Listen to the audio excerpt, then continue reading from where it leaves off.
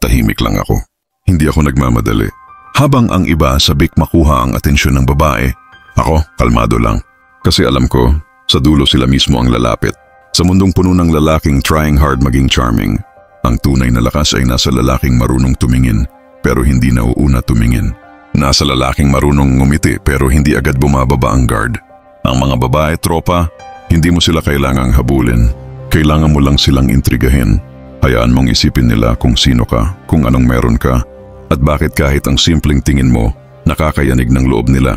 Sa part na ito, ibubunyag ko ang 10 suplado moves na ginagamit ng mga lalaking may silent confidence. Mga kilos na hindi kailangang ipagyabang pero sapat na para mahulog ang kahit sinong babae, kahit ayaw pa nila. Kaya kung gusto mong maging lalaking may dating kahit walang effort, makinig kang mabuti. Dahil pagkatapos ng videong ito, hindi mo na kailangang maghabol. Sila na mismo ang may intriga sa'yo. 1. Yung tahimik pero nakikinig. Habang ang ibang lalaki panay papogi at kwento, ikaw tahimik lang. Nakikinig. Tinitingnan siya sa mata. Kasi ang tahimik na lalaki, nagbibigay ng misteryo. At sa psychology ng attraction, ang misteryo ay nakakabitin. Nakakaintriga. Example. Bakit tahimik ka lang? Mas interesting kasi kapag ikaw ang nagsasalita. Boom. Patay. She'll start wondering kung interesado ka ba o sinusukat mo lang siya. 2. Yung hindi agad nagre-reply. Hindi dahil nagmamaganda ka, kundi marunong kang mag-control ng tempo. Lalaking hindi agad sumasagot, lalaking may sariling mundo. At sa isip ng babae, bakit busy siya? Sino kasama niya? Bakit hindi ako priority? Ayan tropa, nagsisimula na ang psychological pull. Huwag kang clingy, dapat ikaw yung may disiplina sa attention mo. 3. Controlled body language. Yung tipong relax, hindi nagmamadali, hindi nagpa-flinch. Alam mong dominant ka kasi hindi mo kailangang ipakita.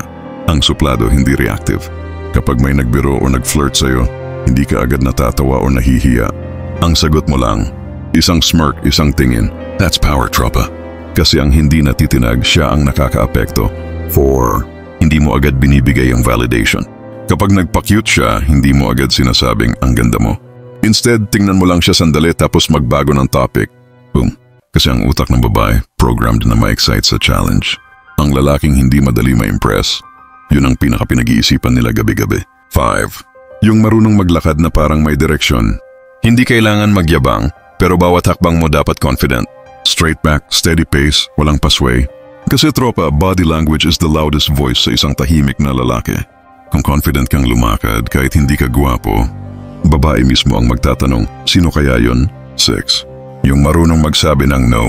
Suplado move ito kasi karamihan ng lalaki gusto palaging oo para magustuhan. Pero ang tunay na may diskarte, marunong tumanggi.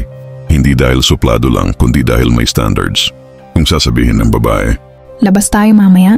Sagutin mo ng ganito, hindi pwede ngayon. May aasikasuhin pa ako. Hindi mo kailangang magpaliwanag. Kasi ang mga babae, mas na-attract sa lalaking may sariling prioridad. 7. Yung hindi mo inuuna, pero hindi mo rin pinapabayaan. Alam mo yung perfect balance. Hindi mo siya laging kinakausap, pero kapag kausap mo siya, ramdam niyang present ka. Ramdam niyang ikaw yung tipo ng lalaki na pwedeng mawala anytime. Kaya sinusulit niya bawat segundo mo. Yan ang suplado with class. 8. Yung marunong magbitaw ng disarming statement. Halimbawa, marami yatang nagkakagusto sa'yo? Sagutin mo lang ng simple. Hindi ko alam. Siguro kasi hindi ko sila pinapansin. Ang suplado move dito, hindi mo deny, hindi mo rin inamin. Ginawa mong mystery, at yan ang nagpupul sa kanila closer kasi gusto nilang alamin kung totoo ba. 9. Yung marunong gumamit ng silence.